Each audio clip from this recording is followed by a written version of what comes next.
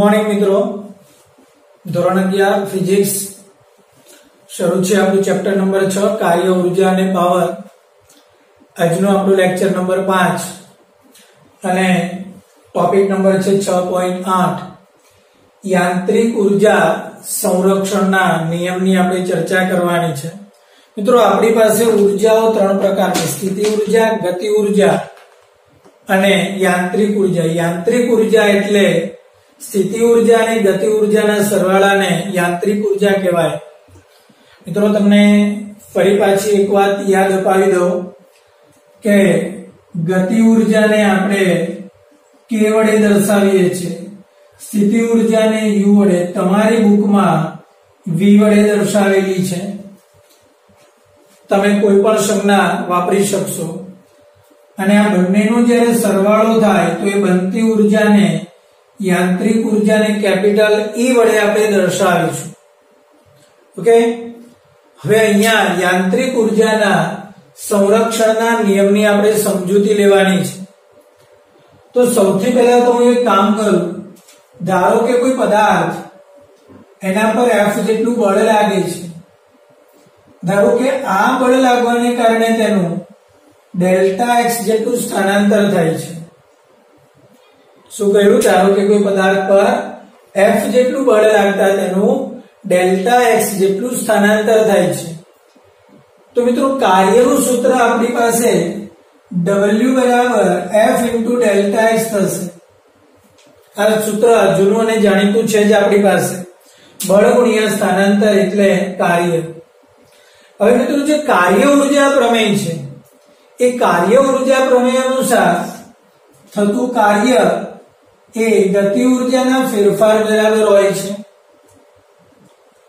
હવે કાર્ય બરાબર F into ડેલ્ટા x અને કાર્ય બરાબર ગતિ ઉર્જાનો ફેરફાર. તો આ બંનેનો જો સમન્વય કરવામાં આવે તો મિત્રો આના પરથી સ્પષ્ટ લખી શકાય કે ડેલ્ટા k બરાબર F into ડેલ્ટા x. આને આપણે સમીકરણ નંબર 1 કહી દઈએ. ચાલો, આટલી વાત તમારા મગજમાં એકદમ ક્લિયર થઈ છે. ફરી પાછું, F જેટલું બળ લાગે છે, ડેલ્ટા x જેટલું સ્થાનાંતર થાય છે. તો W બરાબર F into delta x. Okay, હવે કાર્ય ઉર્જા પ્રમેય અનુસાર W બરાબર તો ડેલ્ટા k છે. તો આ W આ પણ W, તો બંનેને સરખાવો તો ડેલ્ટા k બરાબર F into ડેલ્ટા x થશે.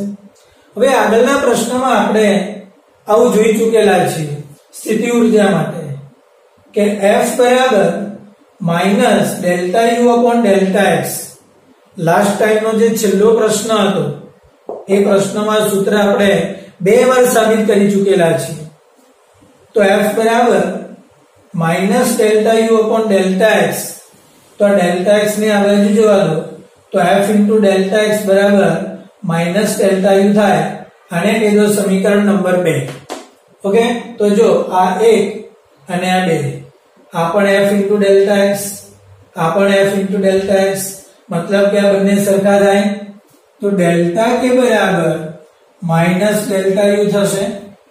તો અહીંયા લખીશ કે માઈનસ ડેલ્ટા U બરાબર ડેલ્ટા k. તો આને હું સામે લઈ જાઉં તો પ્લસ થાય. તો delta U plus delta k બરાબર 0. ચાલો, આટલી વાતને જરા આપણે સમજીએ. આનો મતલબ શું? બરાબર ધ્યાન રાખજો. ડેલ્ટા U નો મતલબ સ્થિતિ ઉર્જામાં થતો ફેરફાર. ડેલ્ટા k નો મતલબ ગતિ ઉર્જામાં થતો ફેરફાર. મતલબ સ્થિતિ ઉર્જામાં થતો ફેરફાર અને ગતિ ઉર્જામાં થતો ફેરફાર બંનેનો સરવાળો 0. તો હું શું કરું? આમાંથી ડેલ્ટા બહાર લઈ લઉં. આનો મતલબ કે સ્થિતિ ઉર્જા અને ગતિ ઉર્જા બંનેનો સહિયારો ફેરફાર 0. મતલબ કે સહિયારો ફેરફાર થતો જ નથી.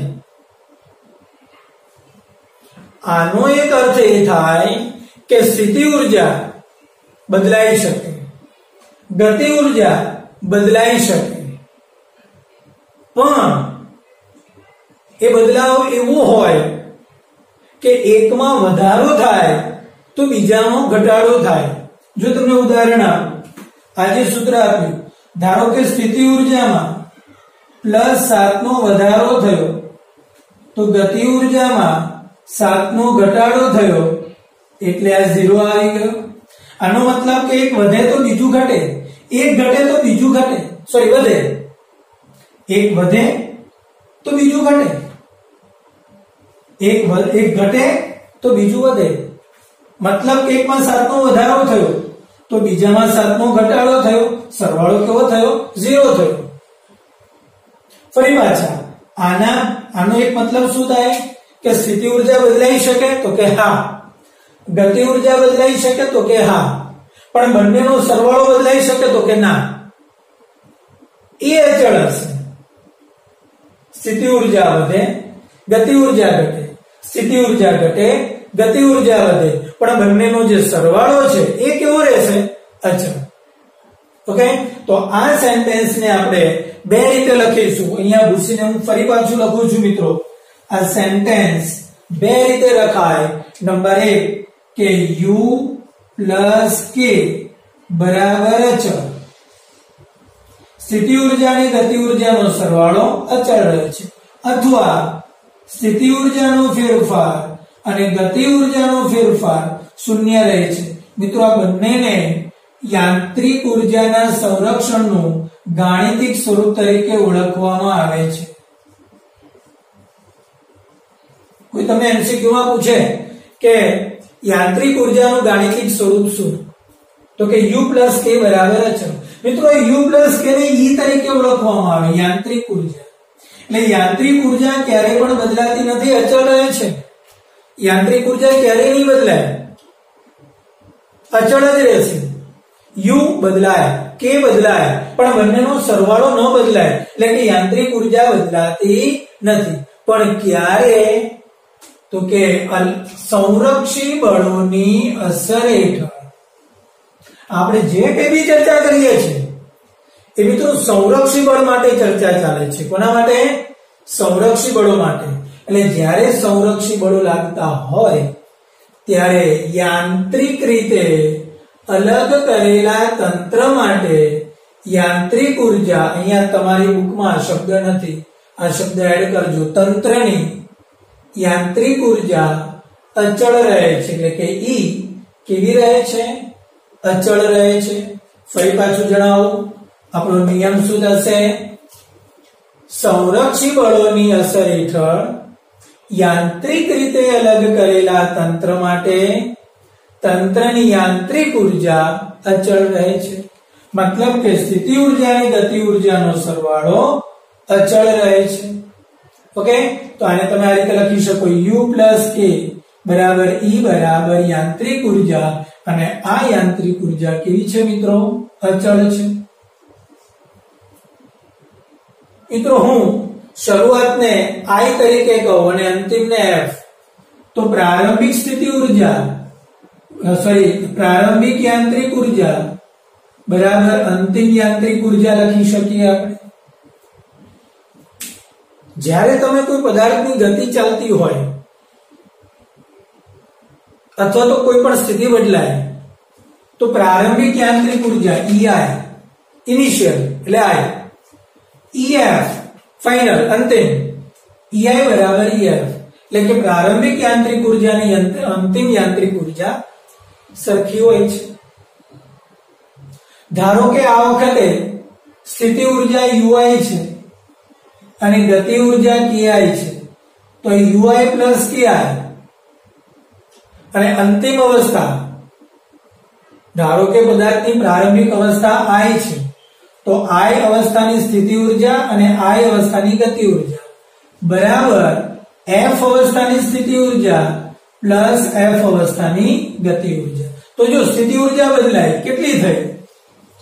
UI માંથી UK થઈ, અને ગતિ ઉર્જા પણ બદલાય, UI માંથી UF થઈ, અને ગતિ ઉર્જા KI માંથી KF થઈ. ફરી એકવાર, સ્થિતિ ઉર્જા UI માંથી UF થઈ, ગતિ ઉર્જા KI માંથી KF થઈ, પણ જે બંનેનો જે સરવાળો છે એટલે કે આનો સરવાળો EI અને આનો સરવાળો EF એ સરખો રહ્યો. EI બરાબર EF मतलब કે UI plus KI બરાબર UF plus KF થશે. આને આપણે યાંત્રિક ઉર્જા સંરક્ષણના નિયમ તરીકે ઓળખીશું. બોલો મિત્રો, ચિત્ર થાય છે ક્લિયર? વાત આવે છે સમજમાં? ઓકે. તંત્રની પ્રારંભિક સ્થિતિ ઉર્જા અંતિમ સ્થિતિ ઉર્જા બદલાઈ ગઈ. પ્રારંભિક ગતિ ઉર્જા અંતિમ ગતિ ઉર્જા બદલાઈ ગઈ, પણ બંનેનો સરવાળો બદલાવાનો નથી. એટલે નિયમ આપણે શું લખીશું? સંરક્ષી બળોની અસર હેઠળ યાંત્રિક રીતે અલગ કરેલા તંત્ર માટે યાંત્રિક ઉર્જા અચળ રહે છે. ક્લિયર? ઓકે. ચાલો આપણે વધારાનું કામકાજ આપણે અહીંયા ભૂસી કાઢીએ. હવે મિત્રો ત્યાર પછી તમારી બુકમાં આ 25મો પ્રશ્ન થયો. 26મા પ્રશ્નમાં સંરક્ષી અને અસંરક્ષી બળોની વાત કરેલી છે. એકદમ નાનકડો પ્રશ્ન છે. હવે સંરક્ષી બળો કોને કહેવાય? મિત્રો સંરક્ષી બળો માટે U plus K બરાબર અચળ થશે. એટલે કે સ્થિતિ ઉર્જા અને ગતિ ઉર્જાનો સરવાળો અચળ રહેશે. પણ અસંરક્ષી બળો માટે આવું નહીં હોય. દાખલા તરીકે ઘર્ષણ બળ.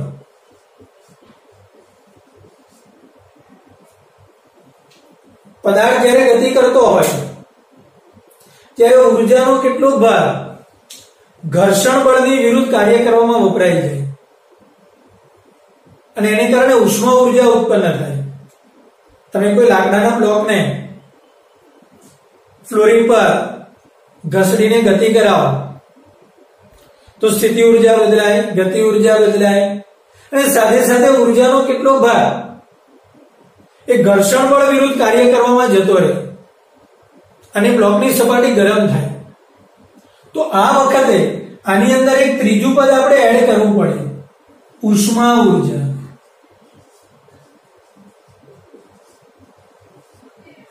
એટલે કે સ્થિતિ ઉર્જા, ગતિ ઉર્જા અને જે ઘર્ષણને કારણે વ્યય થતી જે ઉર્જા છે એ ત્રણે ત્રણનો સરવાળો અચળ રહે છે.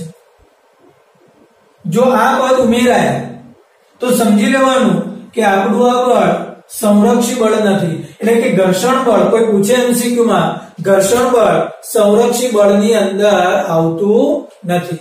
કેમ? તો કે ત્યાં ઉર્જાનો વ્યય થાય છે. તો એક વાર ચિત્ર એકદમ ક્લિયર રાખજો કે જ્યાં U plus K બરાબર 0 દેખાય તે સમજી લેવાનું, સોરી U plus K બરાબર અચળ દેખાય તે સમજી લેવાનું કે આ બળ સંરક્ષી બળ છે. અને જો U plus K બરાબર અચળ ન રહેતું હોય તો સમજી લેવાનું કે આ સંરક્ષી બળ ક્ષેત્ર નથી. ક્લિયર? હવે ત્યાર પછી 27મો પ્રશ્ન છે મિત્રો. હવે આ પ્રશ્ન તમારે નથી કરવાનો, પણ તેની અગેન્સ્ટમાં આ ત્રણ નોંધ આપું છું જે તમારે ખાસ MCQ માટે ક્લિયર કરવાનો રહેશે. તમારે ડીટીમાં પણ આ પ્રશ્ન નથી લખવાનો, વાંચવાનો પણ નથી, પણ આ જે ત્રણ નોંધ છે એ દિમાગમાં એકદમ ક્લિયર હોવી જોઈએ. MCQ માટે ખાસ જરૂરી છે. એટલે આ ત્રણે ત્રણ નોંધ તમારી JEE નીટની બુકમાં લખી લેવાનો રહેશે.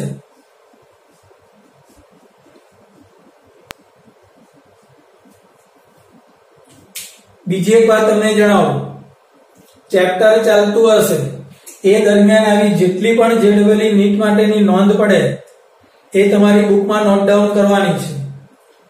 પ્લસ ચેપ્ટર પૂરું થયા પછી આપણે મોડર્ન ABC ની અંદર જે થિયરી પોર્શન છે એ ચલાવીશું ત્યારે એ મેટર પણ તમારી JEE નીટની બુકમાં નોટ ડાઉન કરવાનો રહેશે. ઓકે, જેથી કરીને MCQ સોલ્વ કરવા માટે એ થિયરીનો પોર્શન વાંચો એટલે તમને આખું ચેપ્ટર એકદમ સ્પીડમાં રિવાઇઝ થઈ જાય અને MCQ કરવામાં પણ મદદરૂપ થાય. એટલે ત્રણ નોંધ તમારી બુકમાં લખી લેવી. JEE નીટની નોંધમાં 27મો પ્રશ્નની અગેન્સ્ટમાં આ ત્રણ નોંધ સાંભળો શું છે. મિત્રો સંરક્ષી બળો હશે ને ત્યાં f બરાબર -du/dx સૂત્રનું પાલન થશે.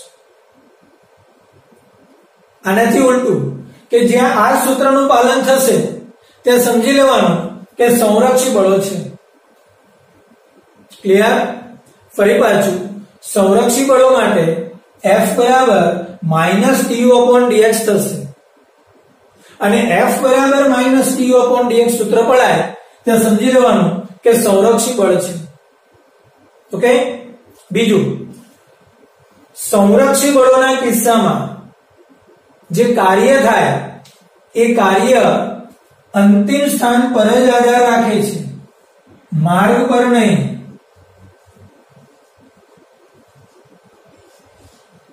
મતલબ કે પદાર્થને અહીંથી અહીંયા લઈ ગયો,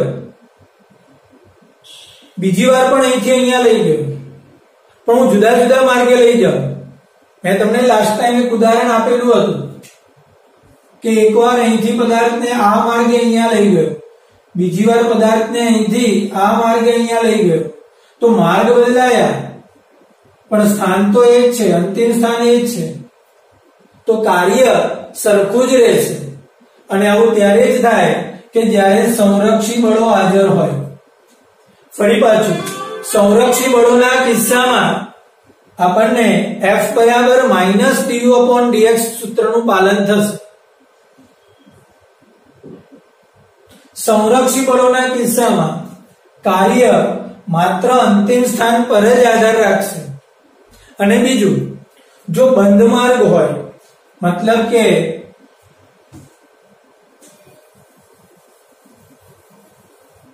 પદાર્થને અહીંથી અહીંયા લઈ ગયો અને અહીંથી પાછો અહીંયા લાવ્યો તો આખો બંધ માર્ગ થઈ ગયો. આ a પરથી b પર લઈ ગયો અને b પરથી પાછો a પર લાવ્યો તો એ આખો બંધ માર્ગ થઈ ગયો. અને બંધ માર્ગ પર કાર્ય હંમેશા 0 હોય. ફરી પાછું, સંરક્ષી બળોના કિસ્સામાં 4 વસ્તુ થશે. નંબર 1, u + k બરાબર અચળ. નંબર 2, f બરાબર -du/dx.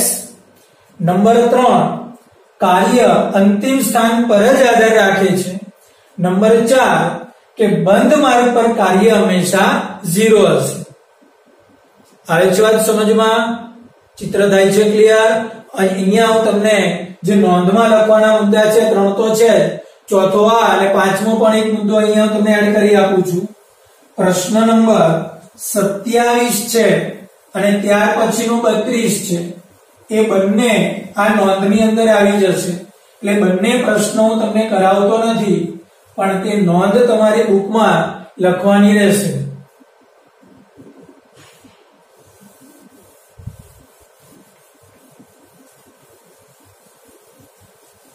અચ્છા, શું લખશો તમે તમારી નોંધમાં? નંબર 1, આ પહેલો મુદ્દો.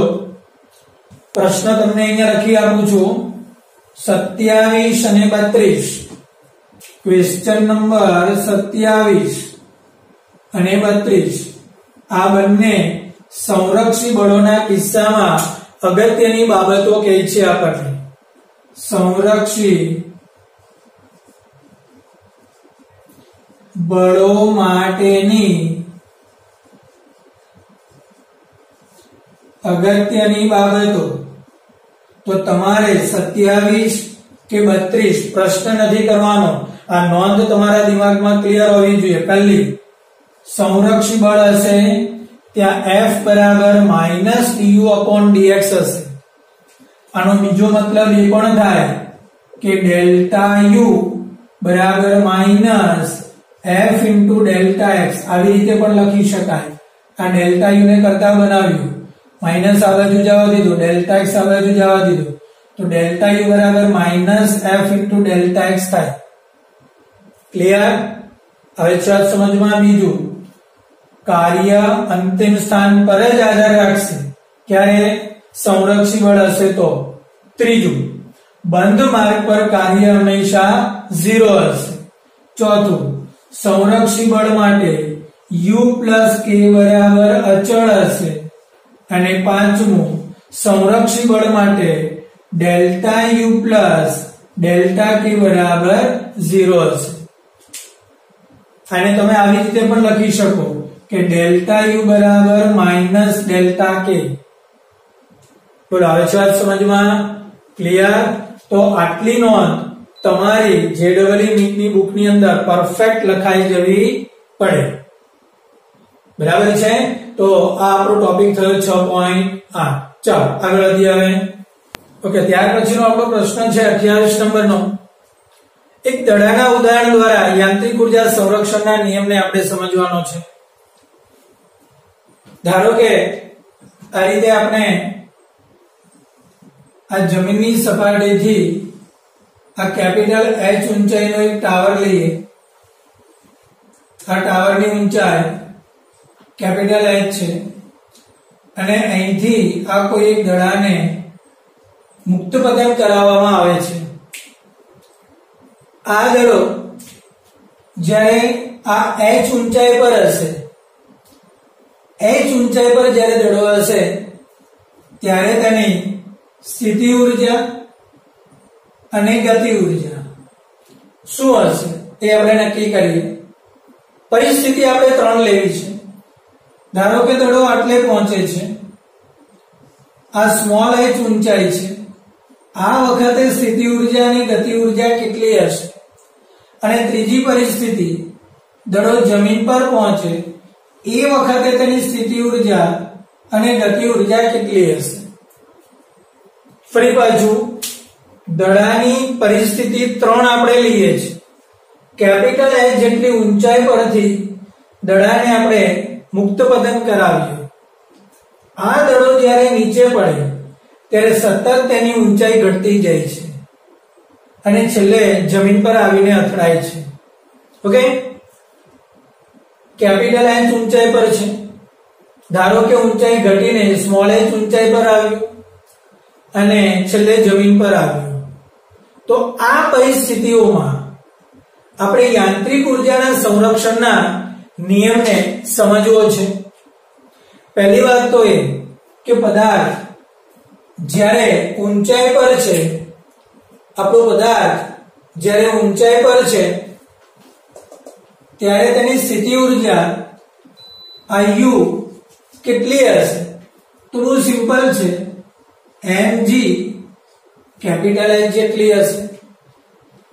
અચ્છા, ગતિ ઉર્જા કેટલી હશે? તો એ પણ ક્લિયર થાય કે તમે તો જસ્ટ હજુ તો મુક્ત પતન જ કરાવ્યો છે, તો તેનો પાસે કોઈ વેગ જ નથી. વેગ નથી તો ગતિ ઉર્જા કઈ રીતે હોઈ શકે? આ k બરાબર v બરાબર 0 હશે અને v બરાબર 0 હોવાથી k બરાબર 1/2 mv², તો k બરાબર પણ 0 થશે. હવે ચાલ સમજમાં, તમે જ્યારે દડાને મુક્ત પતન કરાવો છો ત્યારે તેનો પ્રારંભિક વેગ 0 છે. પ્રારંભિક વેગ 0 છે માટે k બરાબર 1/2 mv² માં v0 લઈ લો તો k પણ તમારો કેવો થઈ જશે? 0 થશે. ઓકે, ચાલો જમીન પર પડે ત્યારે જોઈએ તો જ્યારે જમીન પર પડશે ત્યારે એની ઊંચાઈ 0 છે, તો u બરાબર mg 0 એટલે સ્થિતિ ઉર્જા 0 હશે. ધારો કે તે જમીન પર પડે છે ત્યારે તેની પાસે મેક્સિમમ વેગ હશે. પદાર્થની જ્યારે તમે અહીંથી ફેંકો છો, પેનને અહીંથી હું ફેંકીશ તો તેનો પ્રારંભિક વેગ 0 હશે, પણ જેમ જેમ એ નીચે પડશે તેમ તેમ તેનો વેગ વધતો જશે અને મેક્સિમમ વેગ ક્યારે હશે? જમીન પર જ્યારે તે અથડાશે ત્યારે. તો ધારો કે અહીંયા જમીન પર અથડાયો ત્યારે તેનો મેક્સિમમ વેગ vm છે.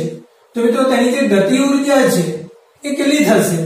k બરાબર 1/2 m vm². એટલે જમીન પર પડ્યો ત્યારે તેની ગતિ ઉર્જા 1/2 m vm². અચ્છા, જ્યારે h ઊંચાઈ પર હતો ત્યારે તેની સ્થિતિ ઉર્જા અને ગતિ ઉર્જા શું આપીશું? આ સ્થિતિ ઉર્જા છે એ mg સ્મોલ h થઈ જશે, h ઊંચાઈ પર છે. અચ્છા, ગતિ ઉર્જા કેટલી હશે? તો કે 1/2 m v².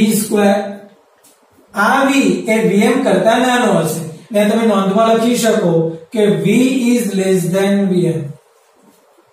કેમ કે આ પરિસ્થિતિ એ કેપિટલ H અને પૃથ્વીની સપાટીની વચ્ચે છે એટલે વેગ ડેફિનેટલી વધશે. વધતો વેગ કેટલો થશે? v. પણ છેલ્લે vm મેક્સિમમ થશે એટલે તમે લખી શકો v is less than vm. Okay, ચાલો ફરી પાછું. સ્થિતિ ઊર્જા mg કેપિટલ H, ગતિ ઊર્જા 0, સ્થિતિ ઊર્જા mgh, ગતિ ઊર્જા 1/2 mv². અહીંયા સ્થિતિ ઊર્જા mg0 એટલે કે 0, ગતિ ઊર્જા 1/2 mvm² થશે.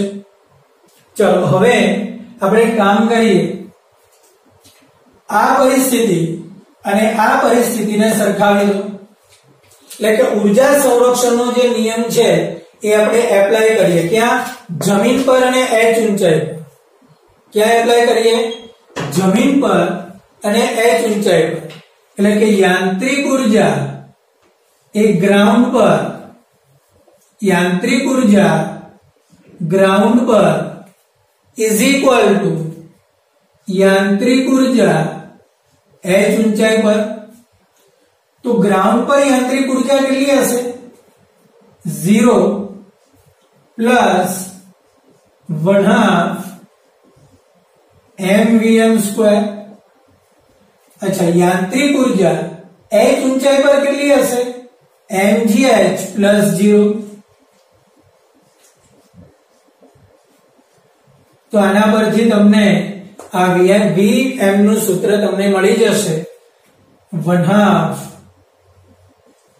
mvm² is equal to mgh, m cancel, 2 ઉપર જશે તો આ vm બરાબર √2gh થશે. આ સૂત્ર તમે ત્રીજા ચેપ્ટરમાં ભણી ચૂકેલા છો. તમે કોઈ પદાર્થને જ્યારે ઉપર ફેંકો, ઓકે, અથવા તો ઉપરથી જ્યારે નીચે આવતો હોય ત્યારે તે પદાર્થનો મહત્તમ વેગ √2gh થશે.